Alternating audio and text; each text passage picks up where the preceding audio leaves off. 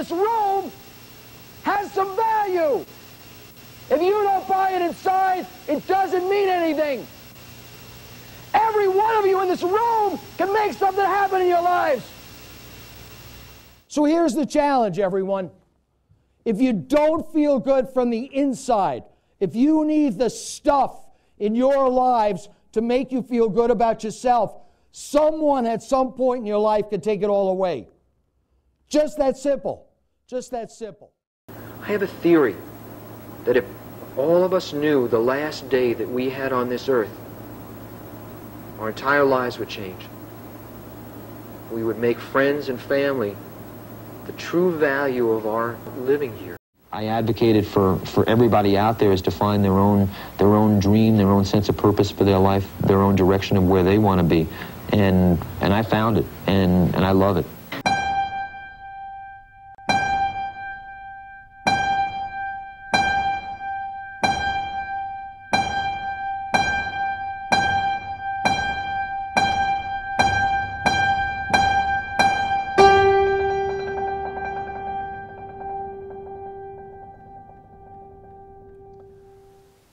The whole essence of my message and has been impacted by an incident that happened when I was growing up in New York. I grew up on the Upper West Side, and there was a wonderful woman on my floor that every time I'd go up in the elevator with her, she was always like inviting me into her house, and she always had snacks. I remember Oreo cookies were great, and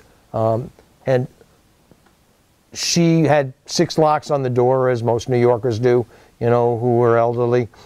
Anyway, it was, for about 2 months, I, wasn't thinking about her, and I walk in one day, and the super is coming out of his office. And I said, have you seen Mrs. Levy? And he said, Jim, he said, didn't she know she died? And I said, she died? What do you mean? What happened? And he said, we don't know. We didn't find her body until her rent was 2 months overdue. Now, imagine being that alone in your life, that nobody in your life connects with you until your rent is 2 months overdue. And when I say that in schools, I talk about that there are kids walking down the halls that walk right next to you that have that same experience of a sense of aloneness. There are people in, maybe at your workplace, maybe in your family, no matter what, are still struggling with being accepted. I call it best friends. Best friends is a safe place where you could be 100% authentic, because that's what everybody says that their best friend is all about. And I grew up as a kid without having that. I never felt safe. I never felt like I could be 100% authentic, because I always felt like that somewhere along the line people were going to, to step inside, see something that they didn't like, and then they'd leave, and it would just kick in to my already abandoned issues that I struggled with all my life. And the feeling of that abandonment was so overwhelming that, I masked it and walked around with a mask all day long. So nobody really knew, other than the fact that I was incredibly shy. And because of this, the aloneness was more profound.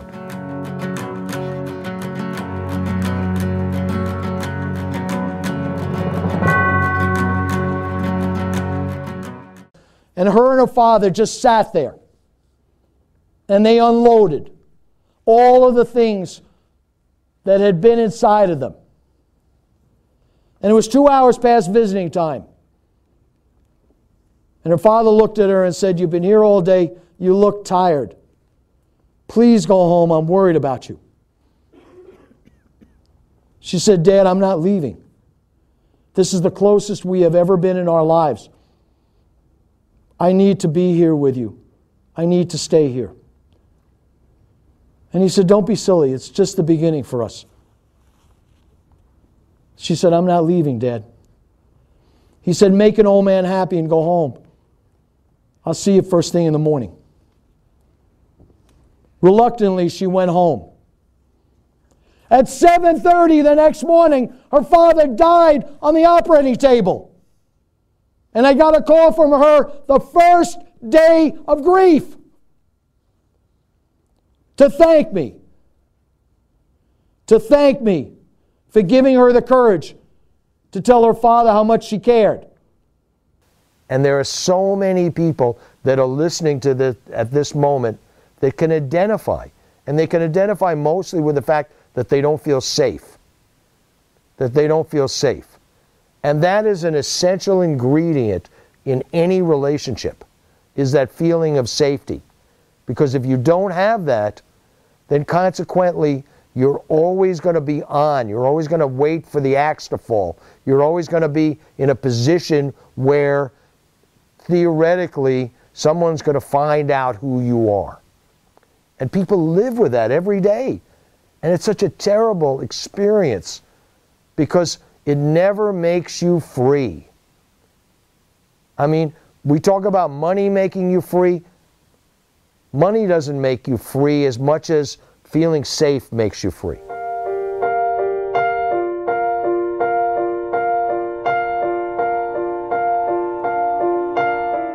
I never believed in my life that if I was transparent that people would accept me. And finally I decided to make a commitment to be more transparent. To let people in from the standpoint of telling them how scared I was. And in the particular instance around bullying, which has been a specialty of mine, for a kid to say, this is hurting me.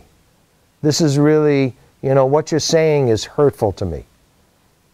Now, in some cases, it may accelerate. In some cases, it may diminish. But the idea is that you're being honest with people around you to let them know what it is that you're feeling. And it is my contention that in some capacity, every human being has this compassion point. And once you were able to tap into that compassion point, you were able to really, build on that compassion experience. So it then becomes supportive. I tell teachers all the time, I said, if you're not having a good day, announce to your class, I'm not having a good day, can I ask for some support from you? Instead of, my giving you my support, I need your support now. It's the same thing in a family. Family is so much into, my parent program is called Taking the Fear Out of Parenting, because it is so frightening, and the need to control by parents is so profound that what happens is that there's no ownership of a son or daughter in that family. And I always tell parents, if there's one thing to remove from your vocabulary, it's to say to your son or daughter, if you don't like it here, you can go someplace else. Because you don't want them to go someplace else. You want them to feel good about being in this home environment. And the unfortunate thing now is, with high technology these days, kids can fly under the radar and they can virtually fool everybody in their lives. And with that, it's more difficult to connect. It's more difficult. And, it's easier for a kid. I went underground because I wanted to talk to kids about this. I went underground to a rave party. And I put a hat on, and a kid brought me in, and so dark it didn't matter. But I went out and I was getting a contact eye from all the drugs. And I was standing there rubbing my eyes, and I listened, and there was a kid, a young girl on the phone with her mom saying, "Mom, I'm at the mall with such and such. I'll see you later." And then she went right back into the rave party. And so it's easy to fool. It's easy not to face and be more courageous because of technology. I had an 11-year-old that told me that her boyfriend broke up with her by email, and she was so angry, and so she was crying, and she was so angry that he didn't have the courage enough to look her in the face and say this. We're moving away from this. We're moving to the song when I was growing up as a kid in the year 2525. We're moving into that element. And all the things that words in that song and George Orwell's 1984 are starting to come to bear. And unless we're losing intimacy, we're losing this ability to connect.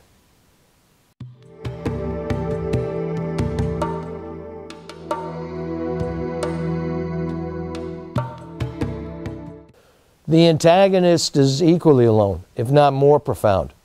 What I say sometimes in my programs is, if this assembly had happened in my school, I'd be sitting in the seats where you are, laughing and putting it down, and wondering why I went home that night feeling totally alone. And I say to, other students, I say, if you see somebody around you that's laughing or putting this down, know they need more support. Know they need more kindness. Know they need more of the ability to be able to feel like, they're not virtually alone. And sometimes we forget this. We're so busy in this kind of adversarial life where somebody comes in and they do something and you want to destroy them. You want to put them away. You want to do something, when the reality is most people don't understand that that person, although maybe not in the deeper sense of the victim mentality, where it becomes very profound, or somebody loses their life, or somebody does a tragedy situation, but the idea is that that person is equally a victim. That person is equally, in some way, shape, or form, has been destroyed in their own right. And the only way they know how to stop this feeling of constant being destroyed is that they have to climb over somebody to get to a level where they can feel good about themselves. And they use people around them to climb over so that they in turn can feel better about themselves. So when you understand this mentality, then you don't necessarily forgive the perpetrator. You basically at least have a clearer picture that it's not about you. That's the key that I've always said, that it's not about you.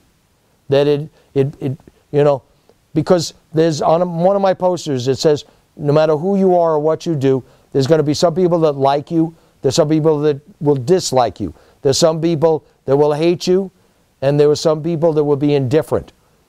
And the whole message to that is, it's never about you. It's always about the other person. I mean, you're just in the way. You're just, I say to my audiences, have you ever taken a life-saving course? And what do they tell you to do when you go out for a drowning person? You throw a buoy. You throw a shirt. You put a stick out there. Because they have no conscience. They just want to get above the waterline. And you become the ladder. And unfortunately, more people drown going out to save somebody than unfortunately than is saved.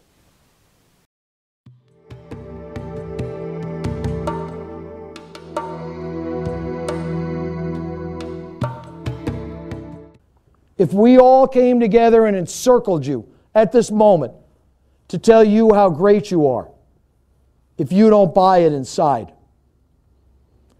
It's my hope, and I've had this hundreds of times. One of you here will see me in an airport or a mall, come up and tap me on the shoulder and say, hey Jim, I heard you speak 5, 10, 15 years ago. I want you to know I'm going after my dreams. I'm feeling great about myself. And most of all, I'm given to a whole lot of people in my life. And I'll walk away with the most incredible smile on my face. Every one of you in this tough times can do something to turn it around. And none of you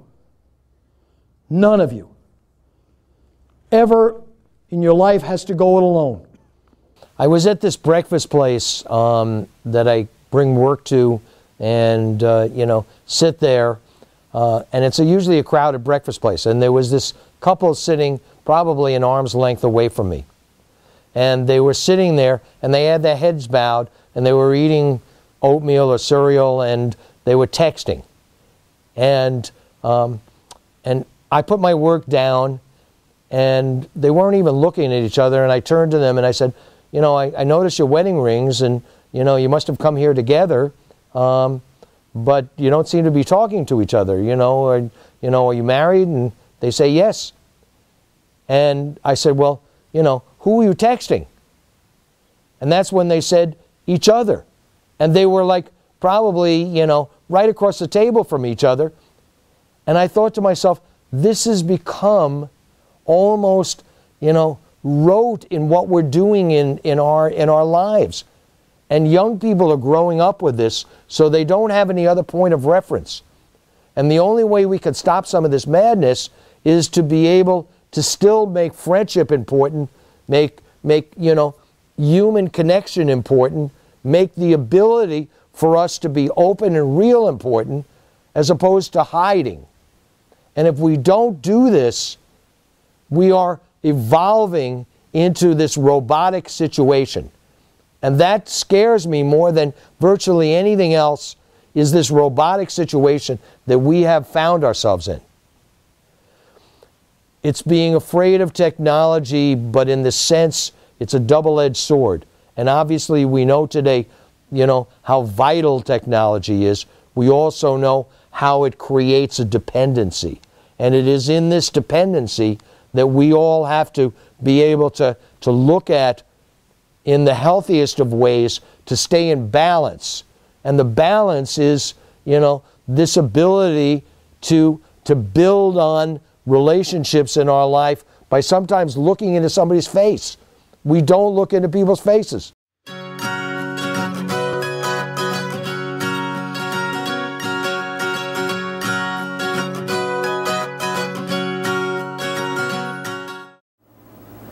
There is no magic formula to any of this. It's a thread that goes through us all. Every one of us who is watching this video has had someone in our lives who has moved away or passed away that we wish we could bring back for 5 minutes, just 5 minutes, to tell them what's in our heart. Once you establish your own uniqueness, there's a great concept that I happen to love. Unfortunately, I'll never be able to be part of it, but I happen to love it. It's the Red Hat Society.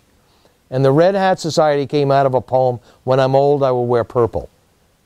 And the idea behind that is that, you know, after a while, when you truly understand that nobody is looking at you because they're too busy trying to take care of their own lives. And we're consumed with the idea in our lives that everybody is looking at us. Everybody sees us and they say, oh my gosh, look at that person, and look at this, and look at that. But in reality, when they go home at night, they close the doors. They are consumed with trying to survive, trying to be happy on this earth, trying to find their purpose, trying to find whatever function they can live with. And so consequently, even though you may think that you have this incredible self-importance in the bigger picture of people's lives, it's not there. It's not there. And you want to know how I know this and understand this? It's that when people pass, they're remembered for a day or 2 or 3. And then all of a sudden, they're totally forgotten. And most human beings, you know, they can't see that through the course of their lives, so they give away the store. They give away who they are. They compromise who they are. They become sometimes a clone of another human being. They take the identity of other human beings. What a silly way to do that. I do a goals program for kids. And one day I'm looking in the back, and there's 2 kids copying off of each other, copying each other's goals. And I thought, you can't get more absurd than this. You know, you're copying somebody else's life. Where are you in that picture? So you give away the store. And you know, once you do that, it's an ongoing snowball effect. You just keep doing it and doing it and doing it. And then you wake up one day and wonder why it doesn't work for you. It doesn't work. In my programs, I go to 3 adults in the room, teachers, administrators, principals, and I say to them, how many people do you know in your life that are truly fulfilled and happy? To this day, after 33 years of speaking, I haven't found one person that knew more than 6 or 8 people in their life truly fulfilled and happy. And then I ask, how many people do you know in your life? I know hundreds. I know thousands. And I often wondered why it is in our culture where people from all over the world want to be here. They want to come to this country. And yet so few people are truly fulfilled and happy in their lives. And I had to figure this out for myself. In our life, we are so busy heading to the direction of wants. We're manipulated all the time by advertising and by the media, and we go into that direction of wants. When I lived in New York, there were 2 women in Macy's that were fighting over a Cabbage Patch doll, and they bloodied each other at Christmas time. It was the last Cabbage Patch doll on the shelf. And I looked at this and I thought, this can't get more ridiculous. They were physically putting each other at harm and all bloody and everything over a Cabbage Patch doll. Well, we create the same scenario. We create this want. But what fuels every human being is need. And our needs are different. Our needs are different. And we're like salmon swimming upstream to try to get that need met. So the idea is to identify what it is that you need and then build on that, on that identification. And unfortunately, human beings, they don't do that. And the irony of it is, I go around in my session and I ask, if I could write you a check for any amount of money in the world to make you feel financially secure, how much would you want me to write that check out for? And everybody will tell me, outside of the magic $1 million, everybody will tell me something different. And I'll say, what just happened now? And nobody knows where I'm going. And I said, every one of your needs was different. And every person's need is different on this earth. And if we start to give away that perception and we start to focus on what other people need as opposed to what you need, again we give away the store, and again we create this sense of unhappiness. And that's a sad thing. In my life, when I first graduated from Michigan State, I held 6 Fortune 500 jobs in 18 months. I mean, enormous companies. And I would start and stop and sabotage, and I didn't want to be there. And in the bigger picture, I didn't know what I wanted, obviously. But when I came in touch with this concept of needs, and I put my priority of needs, and what my priority is, I wanted to make a difference in my life. I wanted to move that grain of sand, number 1. Number 2, I needed to be creative. I needed to use my mind, which was my creative strength. And number 3 was that I needed to be independent. Couldn't work for somebody. So when I finally discovered what all those needs were collectively together, then I could pursue a career field that would meet those needs. And that's the aim of what's happened. And not only has it been phenomenal, it was the greatest decision of my whole life. To go and to pursue something that fueled in me every single day that love and zest for life.